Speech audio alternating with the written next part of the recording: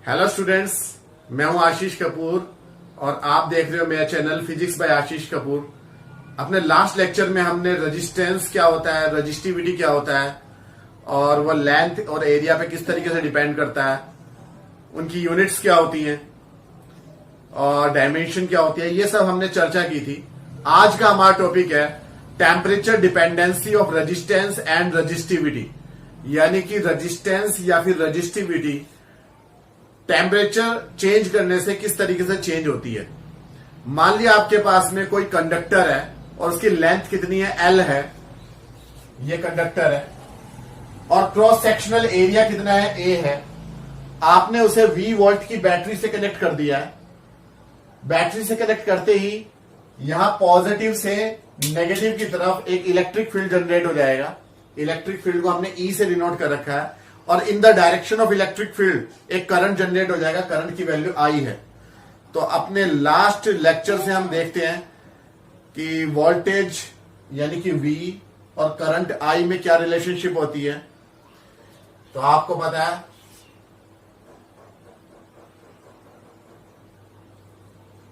V upon I जो होता है वो रेजिस्टेंस के इक्वल होता है और रेजिस्टेंस लेंथ पे किस तरीके से डिपेंड करता है, रो L अपॉन A। यानी कि लेंथ को अगर हम इंक्रीज कर देंगे तो रेजिस्टेंस भी इंक्रीज हो जाएगा और एरिया को अगर आप बढ़ा देंगे तो रेजिस्टेंस डिक्रीज हो जाएगा इनवर्स लॉ के हिसाब से। यहां पे आप देखो रो क्या है, रजिस्टिविटी।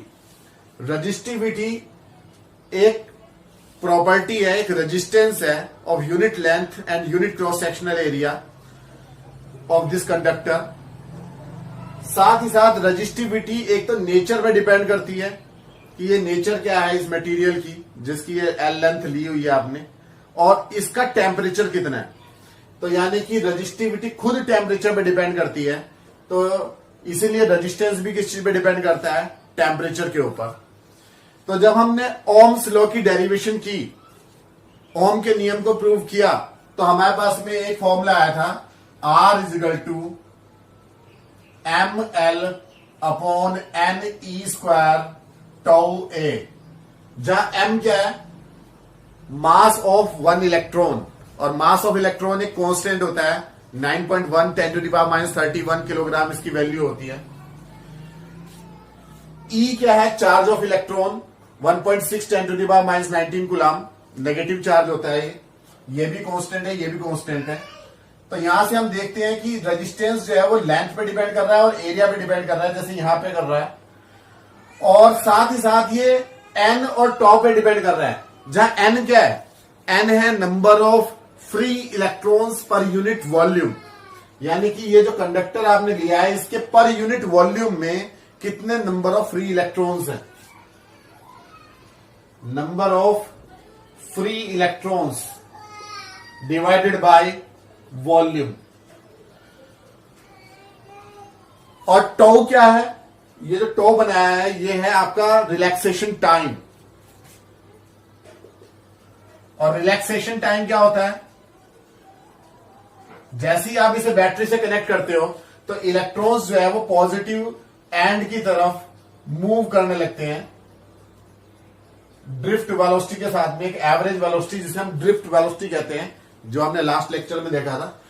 इलेक्ट्रॉन जब आगे मूव करते हैं तो साथ ही साथ यहां जो एटम्स हैं और आयंस हैं उनसे ये कोलाइड करते हैं और कोलिजन के बाद में रुक जाते हैं, फिर साइड से फिर मूव करते हैं, फिर कोलाइड करते हैं, फिर आगे मूव करते हैं। तो ये प्रोसेस बार बार कोलिजन्स का चलता रहता है और टू सक्सेसिव कोलिजन्स के बीच का जो एवरेज टाइम इंटरवल होता है सारे इलेक्ट्रॉन्स के लिए, उसी को हम क्या बोलते हैं, रिलैक्सेशन टाइम। यानी कि यह है आपका average time interval between two successive collisions.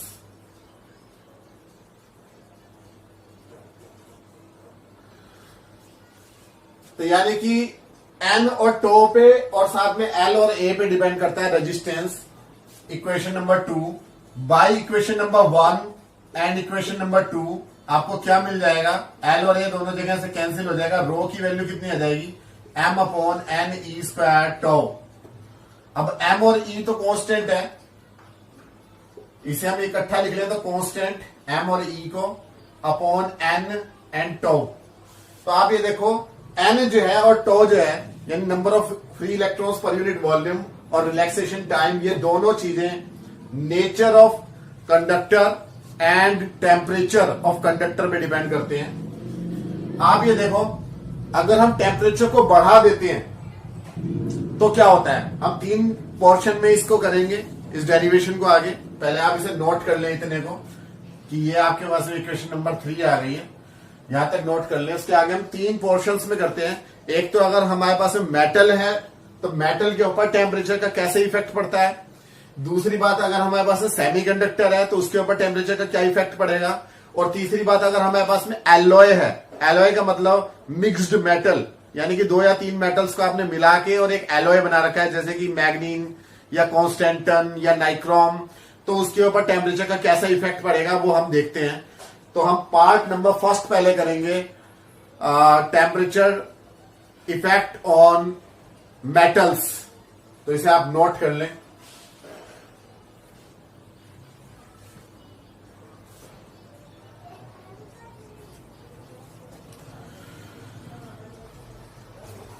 तो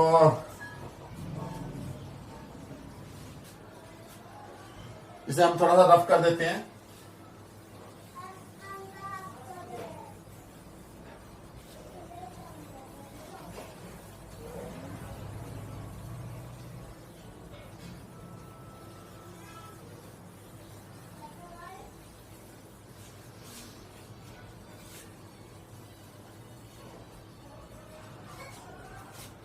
नंबर 1 फॉर मेटल। मेटल्स के लिए जैसे ही आप टेम्परेचर को बढ़ाते हैं, यानी कि T इंक्रीज करता है, तो क्या होता है, जो इसके अंदर एटम्स और आयंस हैं मेटल के पीस के अंदर, उनका कोलिजन बढ़ जाता है। यानी कि टेम्परेचर बढ़ने पर आपको पता है कि टेम्परेचर क्या होते हैं, कि इनकी जो काइनेटिक एनर्जी होती है उसके एवरेज को ही हम टेम्परेचर बोलते हैं एक तरीके से देखा जाए तो यहां पर इनकी काइनेटिक एनर्जी, मॉलिक्यूल्स की एंड आयंस की, जो एटम के हैं उसकी काइनेटिक एनर्जी बढ़ जाती है, वो इधर उधर बहुत तेजी से भागने लगते हैं। तो इलेक्ट्रॉन्स की उनसे कोलिजन की प्रोबेबिलिटी भी बढ़ जाती है, इंक्रीज हो जाती है। यानी कि टेम्परेचर बढ़ाने से नंबर ऑफ कोलिजन्स पर सेकेंड वो इंक्रीज हो जाते हैं। नंबर ऑफ कोलिजन्स जब इंक्रीज हो जाएंगे, ये इंक्रीज के लिए मैंने ऊपर की तरफ एरो लगाया है, डिक्रीज के लिए नीचे की तरफ एरो लगाएंगे। तो इससे क्या होगा, जल्दी जल्दी इलेक्ट्रॉन्स टकरा रहे हैं। एक इलेक्ट्रॉन यहां से टकराया यहां पर, फिर जल्दी से दूसरी जगह पर टकरा गया, फिर कहीं और टकरा गया, फिर कहीं और टकरा गया, आगे आगे इलेक्ट्रॉन मूव कर रहा है, लेकिन जल्दी जल्दी कोलिजन्स हो रहे हैं। तो कोलिजन्स जल्दी होने का मतलब है कि रिलैक्सेशन टाइम यानी कि टॉ वो डिक्रीज कर रहा है। और जब टॉ डिक्रीज करता है तो इक्वेशन नंबर 3 से आप देखो, ये जो इक्वेशन हमने पहले लिखी हुई थी वही है। तो इस इक्वेशन नंबर 3 से देखो, जब टॉ डिक्रीज करेगा तो रजिस्टिविटी इंक्रीज करेगी, यानी कि टेम्परेचर बढ़ाने पर मेटल्स की रजिस्टिविटी इंक्रीज करती है। और जब रजिस्टिविटी इंक्रीज करेगी तो resistance R is equal to rho L upon A, resistance भी इंक्रीज करेगा। एक दूसरा इफेक्ट और काम करता है कि जैसे हम टेम्परेचर बढ़ाते हैं तो इसमें ज्यादा से ज्यादा नंबर में फ्री इलेक्ट्रॉन्स बनने लगते हैं, यानी कि number of free electrons per unit volume increase होने लगता है। ऐसा इसलिए है कि मेटल्स में आपको पता है कि उनकी आयोनाइजेशन एनर्जी बहुत छोटी होती है, बहुत कम होती है, केमिस्ट्री में आपने देखा होगा। तो जब हम उसे एनर्जी देंगे, हीट देंगे, तो बहुत सारे इलेक्ट्रॉन्स ऑर्बिट में से बाहर निकल जाते हैं। जनरली आपको पता है कि ऑर्बिट में इलेक्ट्रॉन्स चक्कर काटते हैं। ये न्यूक्लियस है, न्यूक्लियस के चारों तरफ ऑर्बिट में चक्कर काटते हैं। जैसे ही कोई इलेक्ट्रॉन ऑर्बिट से बाहर निकलता है तो वो क्या बन जाता है, फ्री इलेक्ट्रॉन।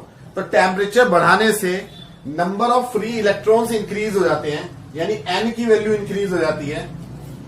तो अगर हम एन देखें इंक्रीज हो रहा है तो उसकी वजह से रजिस्टिविटी क्या होनी चाहिए, डिक्रीज होनी चाहिए, और रेजिस्टेंस भी क्या होना चाहिए, डिक्रीज होना चाहिए।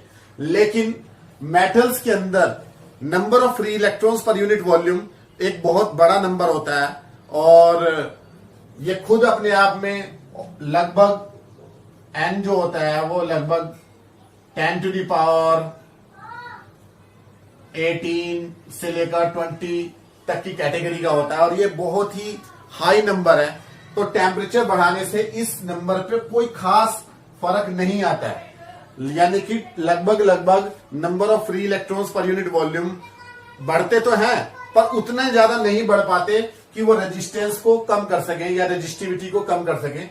यानी कि ये इफेक्ट पूरा काम नहीं करता, बल्कि पूरा जो काम करता है वो रिलैक्सेशन टाइम में जो डिक्रीमेंट होती है वो ज्यादा इफेक्ट काम करता है, जिसकी वजह से रेजिस्टेंस बढ़ता है। यानी कि मेटल्स के लिए टेम्परेचर बढ़ाएंगे तो रेजिस्टेंस भी बढ़ जाएगा। अब बात करते हैं, हम सेकंड पे आते हैं, इसे आप नोट कर लें। सेमीकंडक्टर्स पे आते हैं उसके बाद में।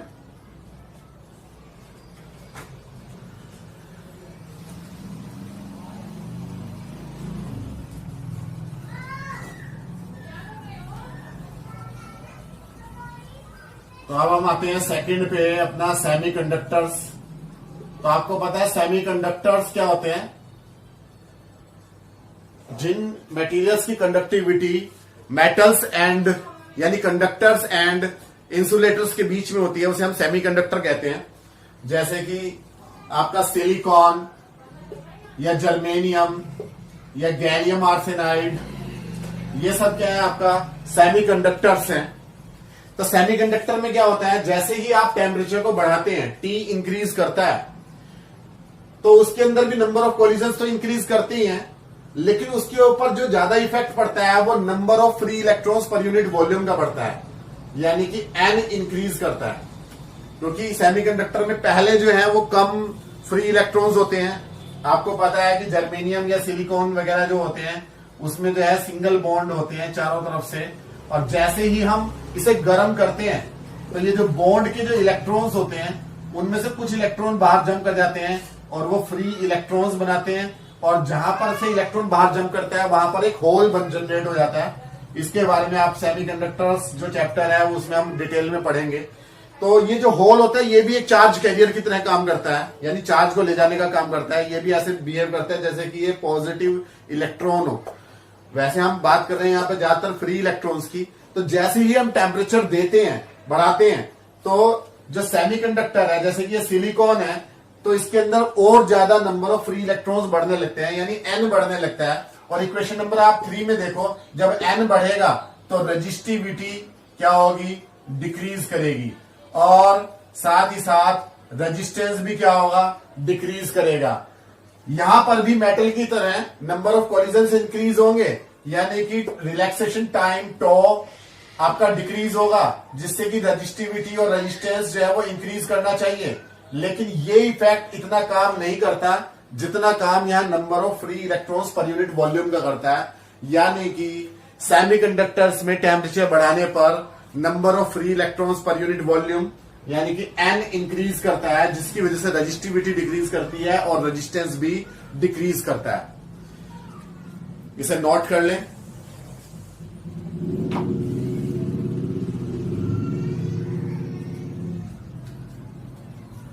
चलिए अगले टॉपिक पे आते हैं।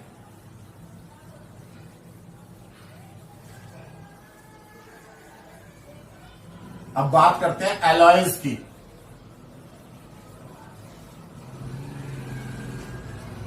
Number 3 for alloys. एलॉय क्या होती है?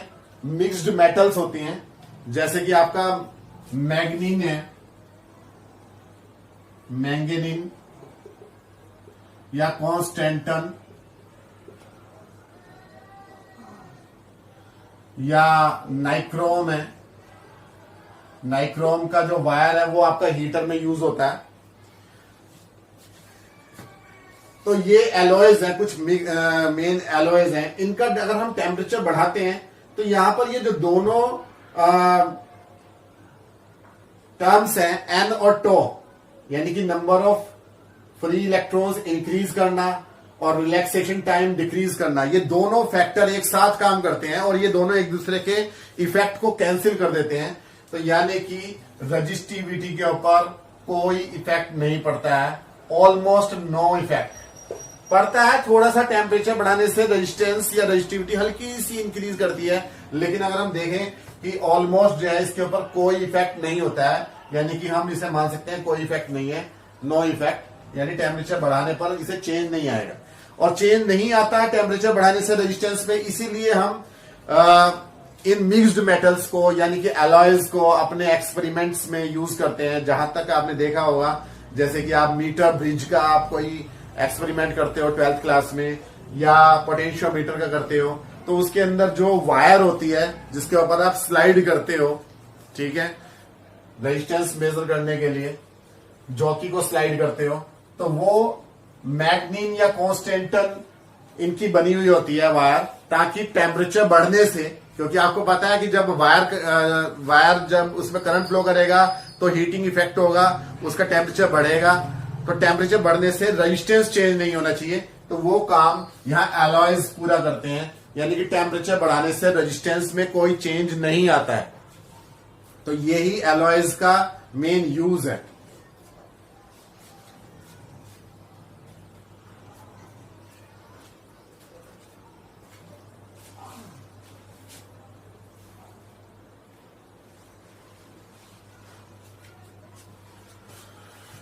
अब इसे रफ करके आगे हम देखते हैं इसका एक्सप्रेशन कैसा है।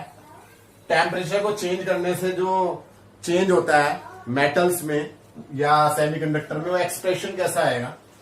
आप ये देखो कि आप जो है इसके लिए केल्विन स्केल का यूज करेंगे। केल्विन स्केल वो स्केल है जिसमें कि -273 डिग्री सेल्सियस से टेम्परेचर की शुरुआत होती है, यानी कि 0 केल्विन से टेम्परेचर की शुरुआत होती है, और ये मिनिमम पॉसिबल टेम्परेचर होता है। 0 से नीचे टेम्परेचर जा नहीं सकता केल्विन स्केल पे, तो इसलिए हम केल्विन स्केल का यूज करेंगे।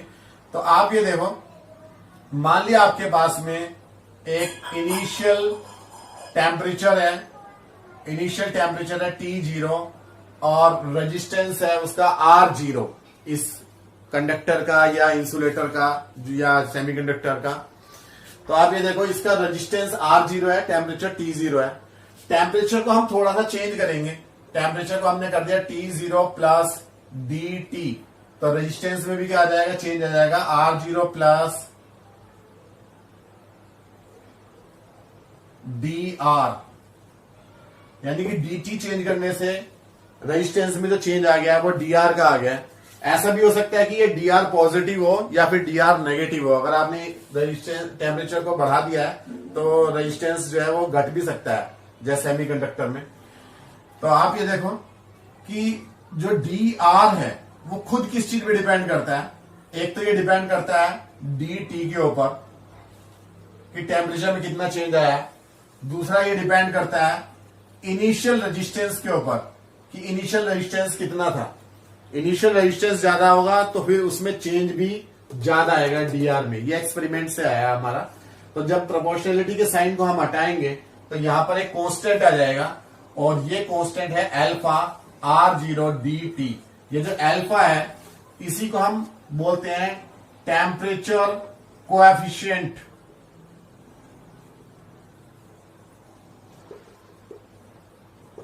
Of resistance.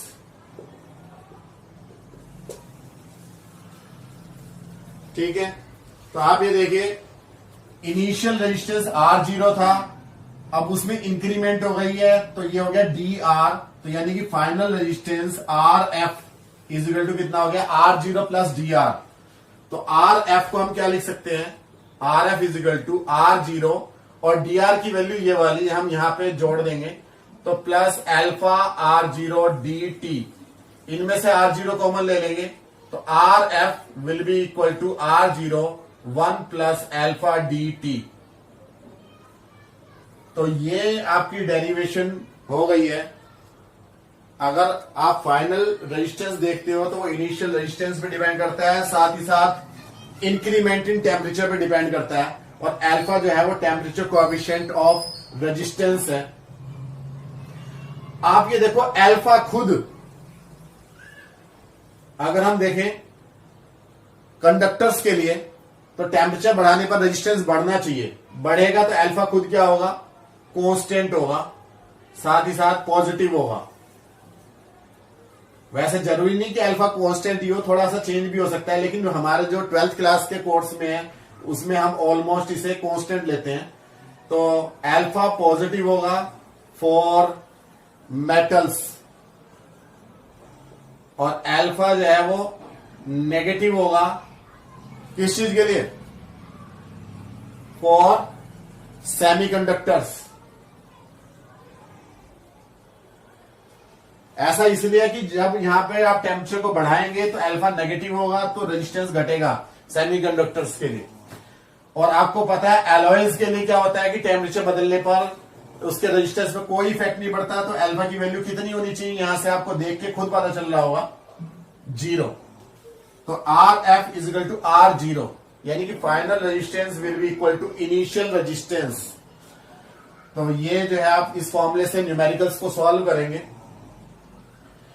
अगर हम ग्राफ देखें मेटल्स के लिए, तो मेटल्स के लिए टेम्परेचर इधर ले रहे हैं और इधर हम रेजिस्टेंस ले रहे हैं। बाद में ग्राफ ऑलमोस्ट स्ट्रेट लाइन हो जाता है, लेकिन शुरुआत में हल्का सा चेंज आता है, यानी कि टेम्परेचर बढ़ता जाएगा, साथ ही साथ रेजिस्टेंस भी बढ़ता चला जाएगा। अगर हम यही ग्राफ सेमीकंडक्टर्स के लिए देख रहे हैं, तो सेमीकंडक्टर के लिए टेम्परेचर और इधर रेजिस्टेंस, तो टेम्परेचर बढ़ने पर रेजिस्टेंस की वैल्यू घटती चली जाएगी। तो ये ग्राफ इस तरीके से जाएगा, नीचे की तरफ जाएगा, कर्व इस तरीके से आएगा। और अगर आपको देखना है एलॉयज के लिए, तो एलॉयज के लिए आपको पता है कि टेम्परेचर बदलने से उसके रेजिस्टेंस पे कोई इफेक्ट नहीं पड़ता है, यानी कि ऑलमोस्ट ये स्ट्रेट लाइन आएगी, लेकिन हल्का सा ऊपर जाएगा, हल्का सा चेंज आता है। तो इधर हमने टेम्परेचर ले रखा है, इधर रेजिस्टेंस ले रखा है एलॉयज के लिए, यहां से ये स्ट्रेट लाइन इस तरीके से जाएगी। तो ये हो गया हमारा topic, temperature dependency on resistance या रेजिस्टिविटी। साथ ही साथ एक बात ये ध्यान रखना है, जो कुछ भी यहां पर ये फॉर्मूलाज आ रहे हैं, फाइनल फॉर्मूलाज आ रहे हैं रेजिस्टेंस के लिए, यही आप रेजिस्टिविटी के लिए भी लिख सकते हो। क्योंकि रेजिस्टेंस अगर दोनों तरफ रखेंगे तो रो एल अपॉन ए से एल अपॉन ए कैंसिल हो जाएगा, यानी rho F is equal to rho naught 1 plus alpha D T. और एक बात और है, डी टी की जगह डेल्टा टी भी हो सकता है, आप इसे नोट करें।